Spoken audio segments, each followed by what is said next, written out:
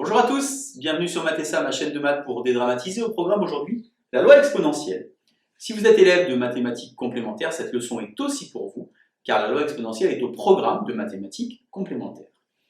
Vous devez, avant de commencer cette leçon, aller voir la leçon sur les lois à densité pour connaître les définitions et savoir de quoi on parle. Alors on se donne lambda, un nombre strictement positif, qu'on appelle aussi un paramètre, et on va définir une fonction f de x, que je vais vous écrire tout de suite, qui s'écrit lambda e de moins lambda x sur 0 plus l'infini. Et bien cette fonction est une densité de probabilité sur 0 plus l'infini. Alors pourquoi est-ce une densité de probabilité? D'abord, c'est une fonction continue sur 0 plus l'infini. La fonction exponentielle est continue sur 0 plus l'infini. Elle est ici composée avec moins lambda x, qui est donc une fonction affine. Donc au final, f est continue sur 0 plus l'infini. Ensuite, une exponentielle est toujours positive. Le lambda est aussi positif, donc le produit des deux nombres est aussi un nombre positif, et f est positive sur 0 plus l'infini. Enfin, il faut vérifier que l'intégrale fait 1. Alors une primitive de lambda e de moins lambda x, c'est moins e de moins lambda x. Vous pouvez calculer l'intégrale, attention, vous ne pouvez pas écrire l'intégrale de 0 à plus l'infini, vous devez écrire l'intégrale de 0 à a, et faire la limite du résultat quand le grand A tend vers plus l'infini. Vous avez une leçon qui s'intitule « Exemple de loi à densité », sur lequel il y a un exemple de fonction qui ressemble à ça, qui n'est pas une loi exponentielle, mais qui ressemble à ça, c'est l'exemple numéro 2. Vous irez voir cette leçon ensuite. Alors on dit que x suit une loi exponentielle de paramètre lambda, et donc on a différentes propriétés qu'on va vous détailler ici. Donc la probabilité que x soit compris entre a et b, s'écrit donc l'intégrale de a à b de lambda e de moins t dt. On va donc calculer une primitive qui est donc toujours moins e de moins lambda t, et finalement le résultat va vous faire e de moins lambda a moins e de moins lambda b. Faites bien attention, vous voyez que les deux bornes ont été inversées. Oui, parce qu'en fait, une primitive, c'est moins e de moins lambda a. Et donc, comme on fait la borne du haut remplacée moins la borne du bas remplacée, eh bien en fait, il y a une inversion dans le résultat final.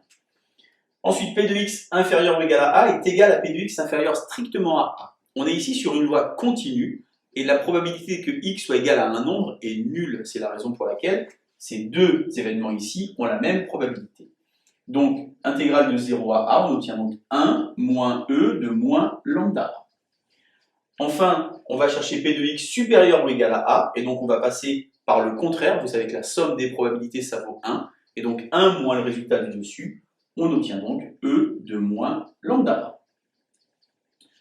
Une notion extrêmement importante, l'espérance mathématique. Eh bien, pour une loi exponentielle, l'espérance mathématique est donnée par la formule 1 sur lambda.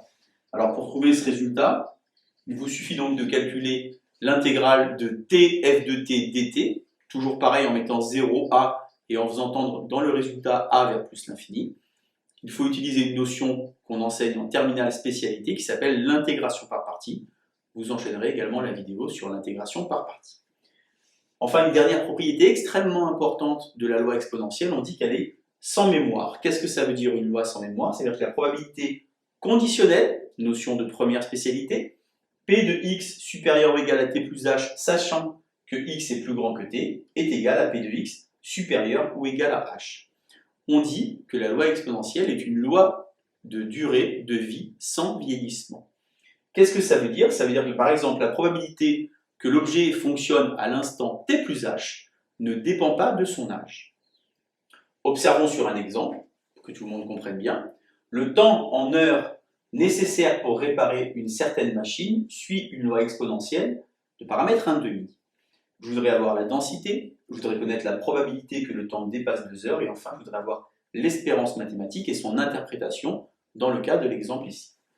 Donc d'abord j'ai f, la densité de probabilité sur 0 plus l'infini. Dans R+, alors pourquoi dans R+? Parce qu'évidemment une probabilité est toujours positive, et donc je vais appliquer avec la formule que j'ai là, c'est donc 1,5 e de moins x sur 2. Pour trouver la probabilité que le temps de réparation dépasse 2 heures, eh bien je vais écrire p de t supérieur ou égal à 2 en utilisant la formule qui est ici. C'est donc e de moins lambda a. Ici le lambda il vaut 1,5 et le a vaut 2. J'ai donc e de moins 1,5 fois 2. Ce qui fait donc e de moins 1, ce qui fait 1 sur e.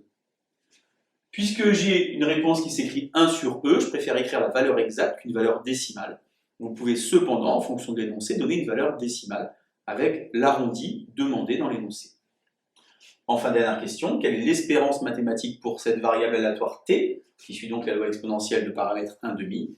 Eh bien, j'ai donc 1 sur 1/2, et l'inverse d'1/2, ça vaut donc 2. Je peux interpréter ce chiffre 2 très simplement. Si je répare un très grand nombre de machines, eh bien, en moyenne, le temps nécessaire pour réparer ces machines est de 2 heures. Allez, à vous de jouer! Bonne journée sur Matessa. À bientôt!